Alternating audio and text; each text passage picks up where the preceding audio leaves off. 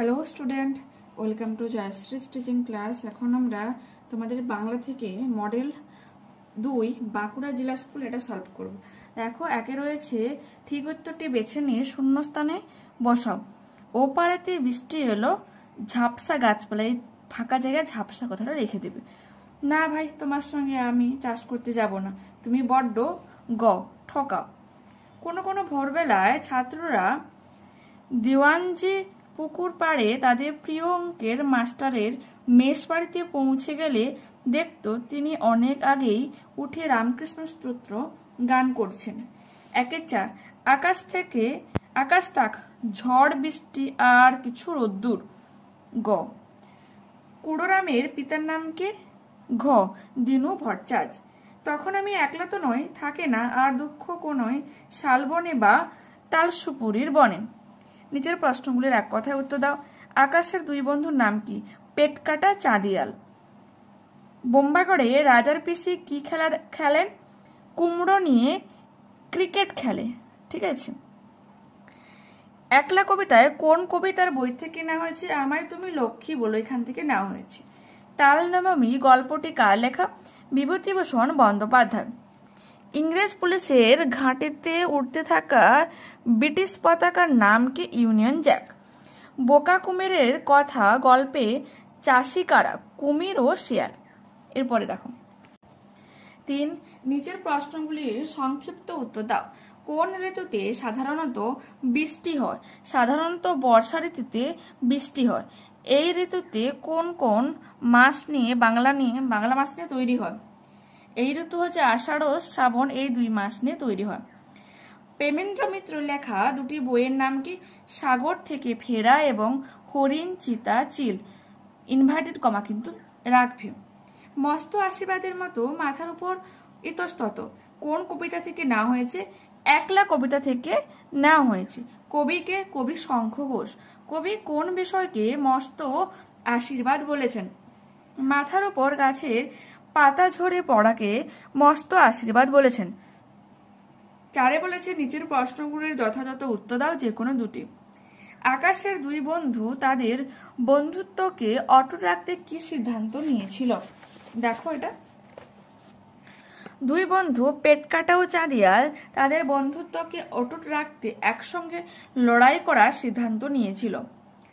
তারা সিদ্ধান্ত নিয়েছিল তাদের মধ্যে প্যাঁচ খেলা শুরু হলে তারা দুটো সুতোয় জট পাকিয়ে ছিঁড়ে ফেলে একসাথে উড়ে যাবে। এরপর আছে কে কিভাবে জটি পিসিমাকে তাল জোগাড় করে এনে দিয়েছিল? দেখো, গোপাল খুব ভোরবেলায় ঘুম থেকে উঠে টিপটিপ বৃষ্টির মধ্যে তালদিঘির ধারে তাল কুড়োতে যায়। তালদিঘির মাঠে ছিল এক হাঁটু জল আর কাদা। সেই সব কাদা পেরিয়ে গোপাল তার সাধ্য মতো দুটো তাল সংগ্রহ করে জটি পিসিমাকে এনে দিয়েছিল। এরপরের প্রশ্ন কি বলেছে? আগুন লাগিয়েছে টেলিফোন আর টেলিগ্রাফের অফিসে। কারা কেন এমন করেছে? দেখো, চট্টগ্রাম শহরের অল্প বয়সী কিছু ছেলে প্রশ্নে দেওয়া কাণ্ডটি করেছিল। তাদের এমন কাণ্ড করার পেছনে মূল কারণ ছিল চট্টগ্রামকে ইংরেজ শাসন থেকে মুক্ত করা। এরপর রয়েছে 5 দাগের কোশ্চেন, যেখানে বলা হয়েছে কি নিচের প্রশ্নগুলি নিজের ভাষায় উত্তর দাও। আকাশের দুই বন্ধু গল্পে প্রকৃতির বৈচিত্র্যময় সুন্দর রূপ নিজের ভাষায় বিবৃতি করো। দেখো, গল্পে প্রকৃতির বৈচিত্র্যময় সুন্দর রূপ ফুটে উঠেছে। নানাবিধ বর্ণনার মধ্য দিয়ে গল্পে বলা হয়েছে একটি বীজ মাটিতে পুঁতলে তার থেকে নতুন গাছ জন্ম নেয়। গাছটি ধীরে ধীরে সবুজ পাতা ছড়িয়ে হাওয়ায় দোলে। একসময় সেই গাছের ফুলের কুড়ি থেকে ফুল ফোটে। পাখির বাসায় মা পাখি বসে তার ডিমে তা দেয়। কিছুদিন পর সেই ডিম ফুটে ছানাপোনার কিচিরমিচির ডাক দিয়ে বেরিয়ে পড়ে। এরপর তারা হাঁ করে আকাশের দিকে মুখ তোলে, মায়ের কাছে খাবার চায়। একদিন বড় হয়ে তারা আকাশের বাহারি পাখা ছড়িয়ে ডানা মেলে উড়ে যায়। ঠিক আছে, নেক্সট বলেছে কি বর্ষা রাতে গোপালের দেখা স্বপ্ন কিভাবে মিথ্যে হয়ে গিয়েছিল তা বর্ণনা করো। দেখো, 144 পেজে রয়েছে। বর্ষারাতে গোপাল তার ঘুমের মতো স্বপ্ন দেখে যে সে জটি পিসিমার বাড়িতে তালনবমীর নিমন্ত্রণে গেছে, কিন্তু বাস্তবে তা হয় না। তালনবমীর দিন সকাল থেকে দরজার সামনে কাঠের গুঁড়ের উপর ঠায় বসে থাকে। তার সামনে দিয়ে গ্রামের সব লোকেরা একে একে নিমন্ত্রণ খেতে যায়, কিন্তু জটি পিসিমার বাড়ি থেকে তাকে নিমন্ত্রণ করা হয়নি। এইভাবে বর্ষারাতে তার দেখা স্বপ্ন মিথ্যা হয়ে যায়। এরপর রয়েছে কি বোম্বাকরের রাজার কবিতা সম্পর্কে 5টি বাক্য লেখো। এটা রয়েছে তোমাদের বইতে 164 পেজে। দেখো কি রয়েছে এখানে।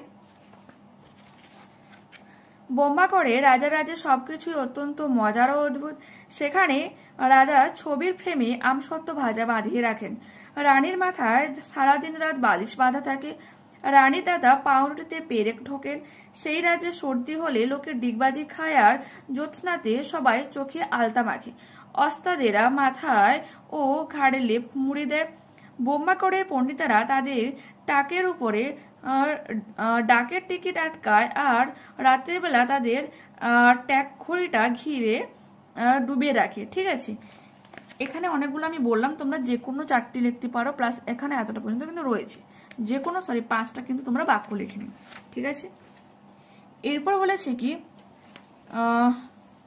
সেদিনও কি এমনি তোরে মেঘের ঘনা ঘটা। কোন দিনের কথা এখানে বলা হয়েছে? সেদিনের প্রকৃতির বর্ণনা দাও। দেখো, রবীন্দ্রনাথ ঠাকুরের বৃষ্টি পড়ে টাপুর টুপুর কবিতায় উদ্ধৃত অংশে শিব ঠাকুরের বিয়ের কথা বলা হয়েছে। শিব ঠাকুরের বিয়ের দিনও প্রবল বৃষ্টি হয়েছিল, বান এসেছিল নদীতে। সেদিনও আকাশ ছিল মেঘের ঘনা ঘটা, সেদিনও মাঝে মাঝে বিদ্যুৎ চমকাচ্ছিল। ঠিক আছে, এরপর করবো আমরা ব্যাকরণের সমাধান। দেখো, শব্দার্থ লেখো। দৌড়াত্তি কি হয়ে যাবে? দুরন্তপনা। নোনতা লবণাক্ত। পদ পরিবর্তন করে লেখো। মাটি হয়ে যাবে মেটে, ময় একার, আর এটা কি ট একার। ত্যাগ ত্যায্য। পদ পরিবর্তন করো, এটা তো হলো। আরটি বলেছে বাক্য রচনা করো। আগা, ধান গাছের আগাতে ধান থাকে। বেমানান শব্দের তলায় দাগ দাও। গাছপালা, মেঘ, হাওয়া, বাদল, আর মানিক। মানিক হয়ে যাবে কি এখানে বেমানান শব্দ। ক্রিয়ার তলায় দাগ দাও। ক্রিয়া মানে কি? কাজ করা বোঝায়। কত খেলা পরে মনে, এখানে পরে হয়ে যাবে কি ক্রিয়া, কাজ করা। রেখাঙ্কিত শব্দগুলি কোনটি কি জাতীয় শব্দ লেখো। ভেবেছি মাটি খুঁড়ে সব ধান বার করে নেবে। ধান হয়ে যাবে এখানে কি বিশেষ্য পদ, আর এই যে নেবে আছে, নেবে হয়ে যাবে কি ক্রিয়াপদ। এরপর বলেছে এলোমেলো বর্ণগুলিকে সাজিয়ে লেখো। প্রথমটা হয়ে যাবে কি গোলা বারুদ। ঠিক আছে, তারপরটা হয়ে যাবে কি খোকা ঠাকুর। সমার্থক শব্দ লেখো। বন্ধু হয়ে যাবে কি সখা, আর মিত্র। সঠিক উত্তরটি বেছে নিয়ে লেখো। সব শব্দের কি বিপরীত শব্দ হয়? সব শব্দের বিপরীত শব্দ হয় না। না, বিপরীত শব্দ লেখো। ঘন পাতলা, কুটিল সরল, আবাহন বিসর্জন, অনুকূল প্রতিকূল। এরপর তোমাদের রচনা রয়েছে, যেখানে 16 ত্যাগের রচনায় আমরা 16-র 2 আর 3-এরটা কিন্তু করে নেব।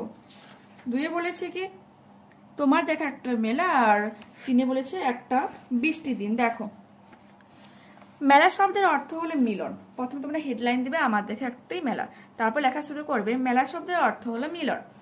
গত বছর আমি বাবা মার সঙ্গে অজয় নদীর তীরে কেন্দুলি গ্রামে বাউল মেলা দেখতে গিয়েছিলাম। প্রতি বছর পৌষ সংক্রান্তিতে এই মেলা বসে।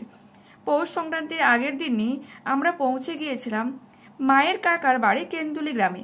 পৌষ সংক্রান্তির দিন সকালেই আমি, মা, বাবা, কাকি দিদা ও কাকু দাদুর সঙ্গে পায়ে হেঁটে মেলা প্রাঙ্গণে যাই। মেলায় সকাল থেকে বহু পুণ্যার্থী এসে ভিড় জমিয়েছিল। মেলার প্রধান আকর্ষণ ছিল বাউল গান। বহু জায়গা থেকে বাউলরা এখানে এসেছিল। তারা গোপীযন্ত্র বাজিয়ে গান গাইছিল। বিদেশ থেকে বহু মানুষও বাউলদের গান শোনার জন্য এখানে উপস্থিত হয়েছিল। আমরা মেলা থেকে পাঁপড় ভাজা, জিলিপি কিনে খেয়েছিলাম। মেলায় সারাদিন ধরে বাউলের নাচ, গান ও নানা উৎসব চলছিল। সেসব দেখার পর আমরা ফিরে আসি বাড়িতে। তবে সেই বাউল মেলার স্মৃতি আমি কোনোদিন ভুলব না। এরপর দেখো, একটি বৃষ্টির দিন। এবছর স্কুলে গরমের ছুটি পড়ার পরে বায়না ধরলাম গ্রামে দাদুর বাড়িতে বেড়াতে যাব। বাবা আমার কথা শুনে 1 সপ্তাহের জন্য আমাকে দাদুর বাড়িতে রেখে এলেন। প্রচন্ড গরমে প্রথম কয়েকদিন ভালো মন্দ খেয়ে আত্মীয় স্বজনদের বাড়িতে ঘুরে বেশ ভালোই কাটলো। একদিন সকালে সংবাদপত্রে দেখলাম বৃষ্টির পূর্বাভাস। তার পরদিন সকাল থেকে শুরু হলো প্রবল ঝড় বৃষ্টি। সনসনে হাওয়ার দমকায় দরজা জানালা ভেঙে পড়ার উপক্রম হলো। ঝড়ের প্রচন্ড তাণ্ডব দেখে আমাদের ভাই বোনদের মনে হলো যেন আর থামবে না। একই সঙ্গে অঝোর ধারায় বৃষ্টি হচ্ছিল। মাঝে একবার ঝড় বৃষ্টির বেগ একটু কম হওয়ায় আমি আর মামাতো দিদি বারান্দায় গিয়ে দেখলাম বাড়ির চারপাশের গাছগুলি ভিজে গেলেও খুব দুলছিল। ঘন ঘন বাজ পড়ছিল। পৃথিবীটা যেন ধ্বংস হয়ে যাচ্ছিল। এমন সময় হঠাৎই নিভে গেল বৈদ্যুতিক আলো। চুপ করে ঘরে বসে আমরা বৃষ্টির শব্দ শুনছিলাম। দিদিমা আমাদের জন্য বেগুনি ভেজে নিয়ে এলে আমরা সকলে মিলে ভাগ করে তা খেলাম। দুপুরে খেলাম খিচুড়ি আর পাঁপড় ভাজা। বিকেলে দিকে বৃষ্টি কমলো, তবে ক্ষয়ক্ষতি হয়েছিল অনেক। অনেক গাছ পড়ে গিয়েছিল, অনেক গরিব মানুষের ঘরের চালও উড়ে গিয়েছিল। ঠিক আছে, ওকে। নেক্সট ক্লাসে আমরা 3 নম্বর মডেল সেটের সমাধান করব। ওকে, টাটা, বাই।